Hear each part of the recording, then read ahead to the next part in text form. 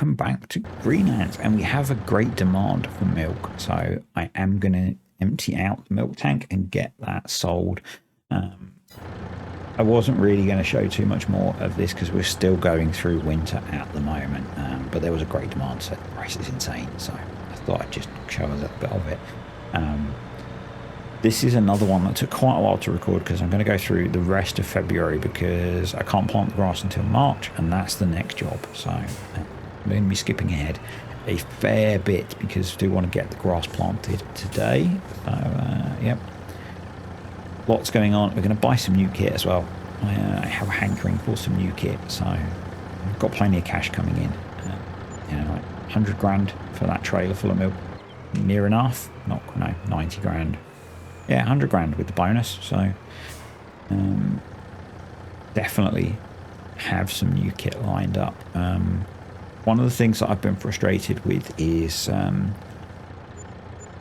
back when I was having the mod conflict issues, another 100 grand, I reset the Farsin. So if you remember back when I started this series, I was running an edited version of the Farsin telehandler so that it was a bit quicker because it's really slow. The battery powered version is very slow. And I reset it back to the default as I was updating stuff, and so it's still stuck at 9 miles an hour.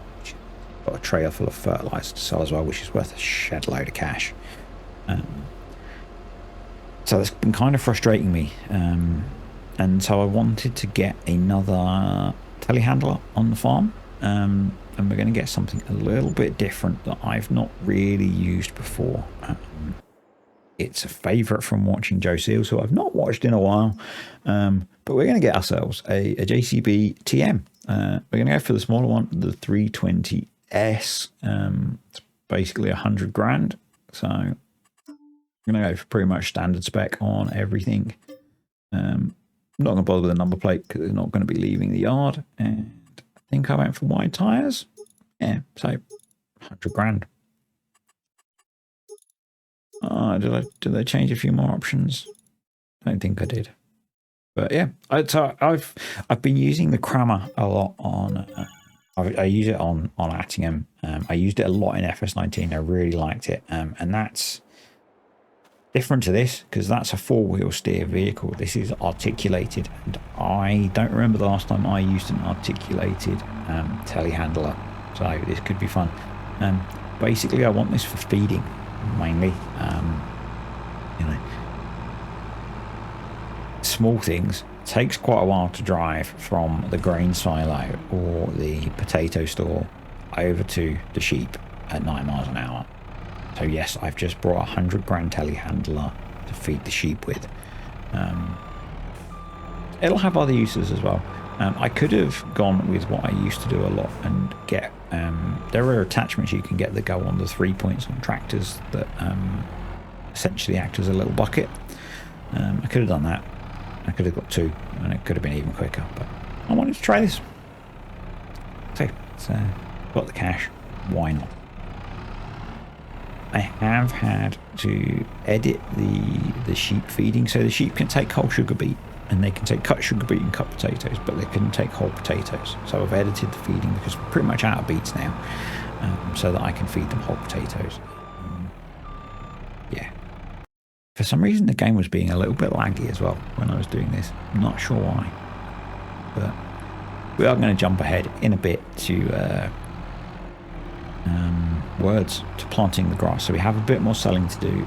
We have a lot of eggs down or across at that site. I have increased the storage capacity of the silos that are attached to those to 100,000 litres for a couple of reasons. One, the chickens get through a lot of feed with Maize Plus, more milk selling, and 2, basically that because they get through a lot of feed, I was having to feed very frequently and it was getting quite frustrating, so I've increased the capacity. It also makes filling them easier because I've done it to 100,000 litres, and because I know the percentages I can just put in the right amount. So yeah, it just makes it easier. But this is all of the eggs we have. 58,800 litres of eggs. I've brought myself a new trailer as well for getting the pallet to feed. This works really well for that. It's just a base game one with universal auto load. But we're going to sell all the eggs, and then we're going to pay some money off the loan because we have a lot of cash in the bank. Yeah, so I brought this trailer for moving pallets of food into the silo. And that because the other trailer has got bales on it, because we're getting through the silage bales really quickly now that we're into feeding those. We haven't opened the grass clamp yet, but it's probably not far away. But I want to use all the bales up first, just not have all those bales sitting on the map. So 110, call it 110 grand in eggs. We're making money off the eggs, definitely. Making good money off the eggs and everything else that we're selling. And I'm just going to knock another £1 million off the loan, as you do. So we're down to £3.5 million. The winter has been really good to us with basically Maze Plus has been really good to us with getting that loan paid down. It's made a massive difference. And we're now in March, so I have jumped ahead with the money that we've made has basically come from the BGA, and I might have sold some more milk. So we're back up to £500,000 already. The spinnery fabric production we're sitting on so much money from that as well. So I asked in the last video actually about whether I should stop as soon as I've paid the loan off, or whether I should play the year out. The answer was to play the year out and see how much money we can make. So we're going to do that. I might get to the point where I do some things a bit quicker, because it does take quite a long time to farm at this scale, with all the animals and stuff. So definitely not a project I want to tackle again in a little while. So but yeah, we'll keep going. So I am not going to replant grass in the field that I ploughed in too early. We're just going to leave that fallow until May, when we plant the corn. I think we're just going to replant the pastures that we need to. I had said I was going to do a test of ploughed versus subsoiled in this, but it's kind of not worked because the grass has grown a state already, so I'm going to do that as a separate video. But we do need to subsoil the little pasture that's down by the farm. We also need to fertilise the pastures that we haven't replanted, so 43 and 44, for example, that we're driving past now. They need fertilising, so that will be a future video. Things are going to get busy again on the farm now as we get into spring. Don't have any planting to do just yet, so we're going to be planting, I think, beets and maize is what we have left to plant. Maize is going to be in May. We're going to plant that as late as possible so that we can get a full cut of grass off the cover crops. And then we'll silage all of that anyway, so it doesn't matter that we're planting it a bit later. Yeah, that's pretty much it. It's there's been a bit of a weird week for videos this week, because it's a bit of a weird week for me. It's my birthday this week, or it was my birthday this week, depending on when I release this video, and I've got a few days off work. I spoke about in a video, I don't know which video, I had planned to spend tomorrow, which is the first day off, running, but I'm not going to. I've got a few days off work, nice 4-day weekend, and I'm going to have taken some sort of break from making videos. Don't know if I'm going to have streamed on Thursday night with Paul yet. I haven't spoken to Cartech yet about recording multiplayer. Hopefully I will have by the time I release this video, because I'm not sure what we're going to have done with that. And I may well have used an Ohio video as at least one main video, and a couple of reasons for that, which I think I have spoken about. The weekend didn't go as planned, with one of the dogs being ill, so I didn't get all the recording done that I wanted to. So yeah, and having time off, I want to have time off, and I think it will do me good. I'm feeling a lot less burnt out than I was, actually, because I wasn't really burnt out on making videos. I was burnt out on life, and it's the thing I spoke about before, where people quite often, their first thing is, you don't need to make videos all the time for us. Make videos when you can. making videos is fun. I enjoy making videos. I haven't been burnt out on making videos in a long time. I have had phases where I felt a bit burnt out on making videos, but not in a long time. This is my hobby. I enjoy making videos, and so the whole, if you're tired, take a break from making videos is not a thing. From tired, I could take a break from work, which is what I'm doing this week. So yeah, that's why I've got a couple of days off to have a break from work and spend some time with the family. And yeah, it's my birthday on Friday, or will have been my birthday on Friday, which is not really something I normally talk about on stuff like this, because I tend to keep that kind of thing fairly private, because I'm not massive on celebrating things like that. At this point, I'm old enough that birthday is just a day, really. Quite often I work my birthday, but I have been feeling burnt out on work and needed to take a couple of days off, and this was a good time. My plan was to spend the first of those days doing a very long training run, but I haven't run since I injured my foot, and so I'm being sort of sensible. I'm planning that for next week. Means I'm going to take another day of work as well. Ooh. Something which you may or may not have noticed, something that I've been talking about with some of the other folks that make videos, is I found that YouTube has this thing called Stats for Nerds. And one of the things it tells you in there is how YouTube has processed your audio. YouTube has a thing where if videos are too loud, it attenuates the sound, so it reduces it. But if videos are too quiet, it's just too quiet. And I personally don't feel my videos are too quiet. They are the level that I've been editing them at for a long time. But the stats from YouTube say that I am below their target level for audio. So I have been working on videos. All of the videos this week, I think, will have had the audio boosted slightly. I'm not pushing it all the way to YouTube's target, because I find that the audio that I produce gets a bit noisy at that level. But no one seems to have commented either way. So I guess it doesn't sound any different to you, but doing it to try and be better. I went through, because you can look at this on any video, I went through a sample of other YouTubers that I watch. Some of the guys that I watch a lot and play with, their audio is like mine and is a bit low. Some of the people that do this professionally are not. Like I looked on a Daggerwin video, he's spot on. Unsurprisingly, I looked at an FSG video, he's pretty much spot on. The guy knows his YouTube. Let's be honest.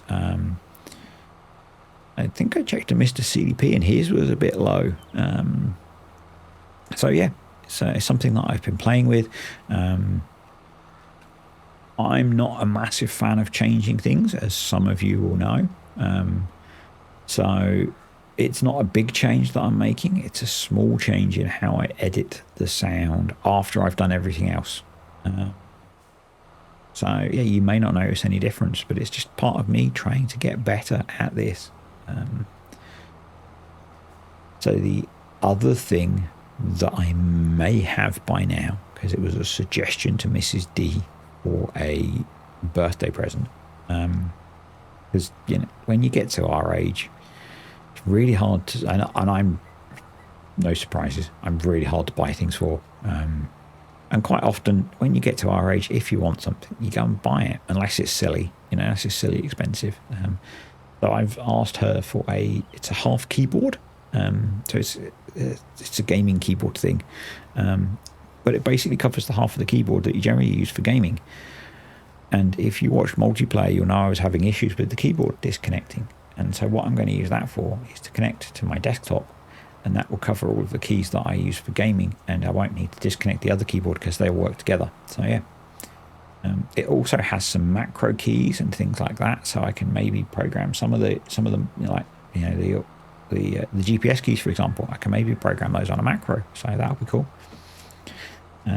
Or some of the recording functions within OBS and that kind of thing. So yeah, that's kind of cool.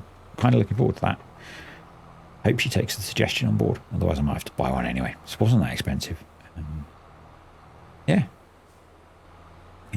So that will hopefully be a new addition by now to the setup in the background. So let's say thank you to the patrons and the YouTube channel members if I haven't done that already. Don't think I have. I haven't made a note of it. So let me just make a note of that. I'm recording a couple of commentaries back to back. So yeah, thank you to the patrons and the YouTube channel members. You guys are awesome.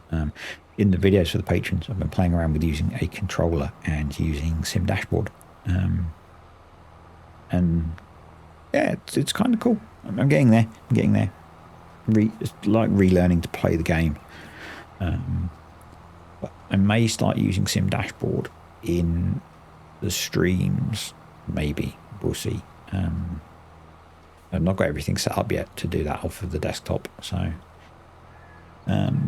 we'll see how it all goes. I keep saying I'm still not convinced as to how I'm going to schedule streaming in. I may not. We'll see. We'll see how that goes. Yeah, other than that, it's been a normal week for me, really. I really need to get back into running. So yeah, I think I've said.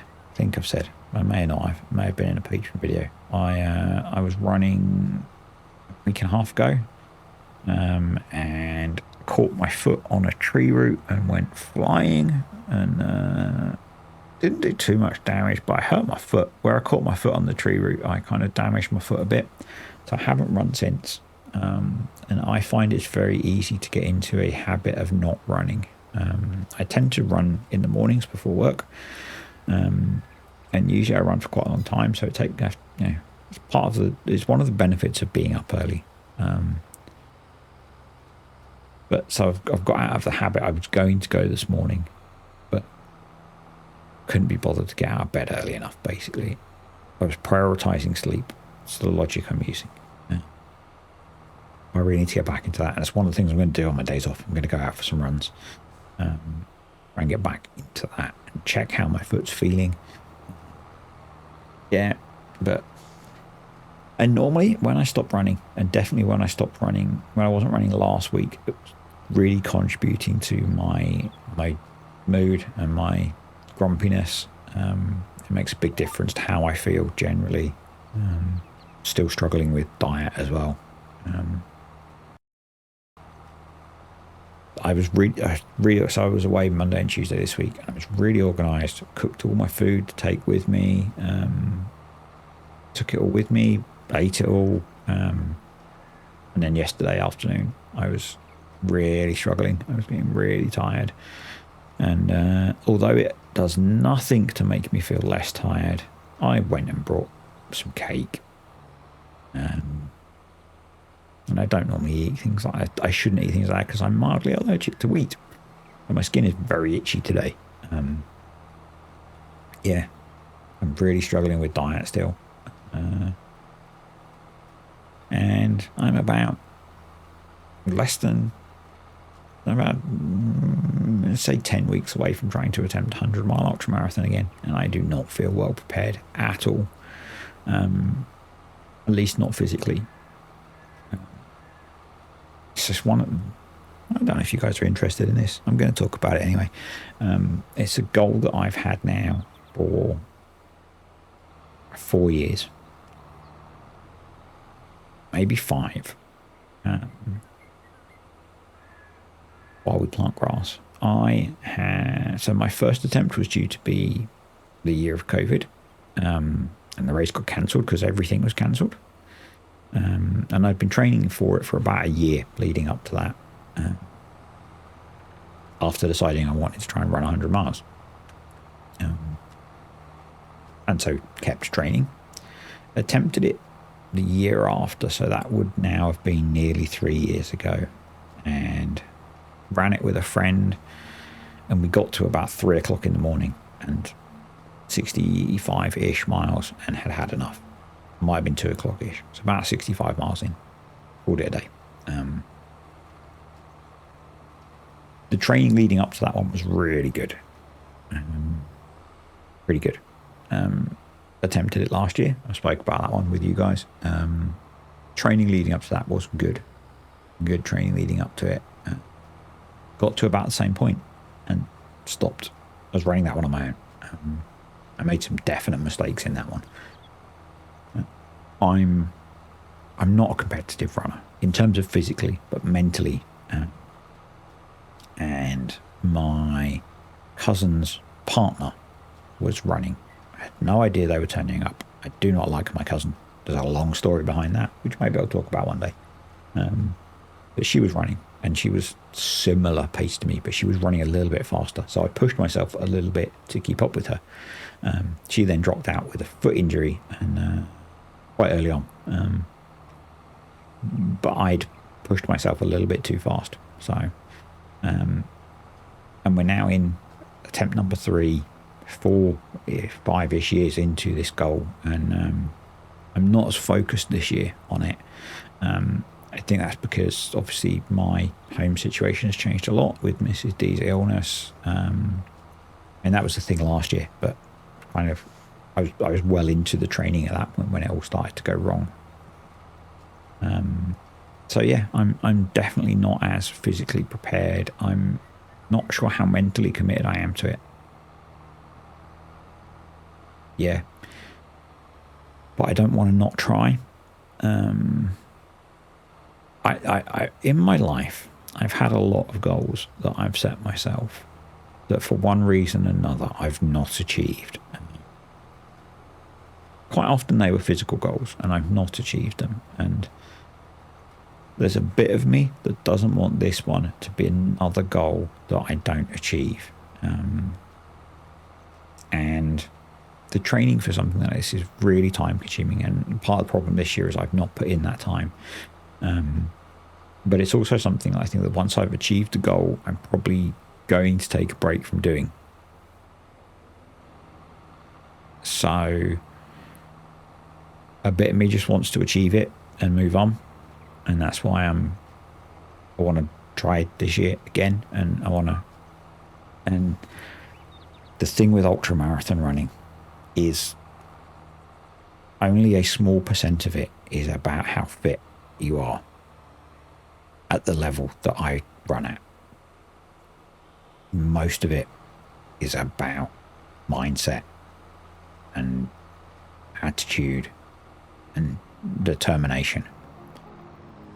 And if I can find that, I can nail it, I think.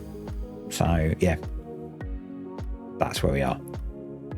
2 of the 3 fields done. I decided to set this one on course play so I could get a bit of a time lapse going, and that's what we're doing now.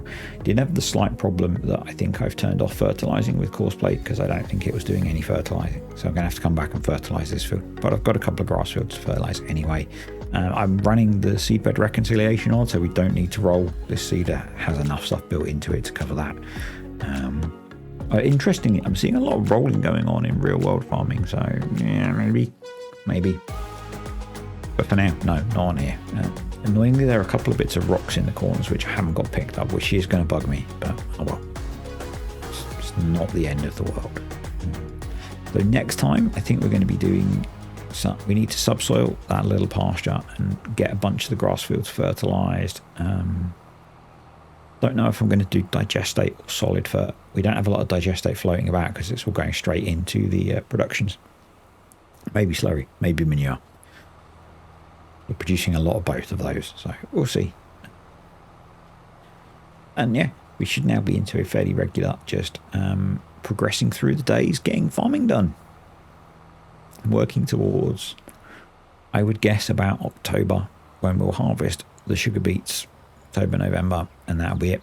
And we'll wrap this one up and just see just how much money we make. I think it's going to be, I think we might be plus 10 million rather than having been 10 million in debt. Comment below what your guess is now as to where we'll end up. Based on the fact that currently we're making at least £1 million a month. Anyway, thanks for watching. Like the video if you enjoyed it, and comments, questions, suggestions below, and I'll see you next time on Greenlands.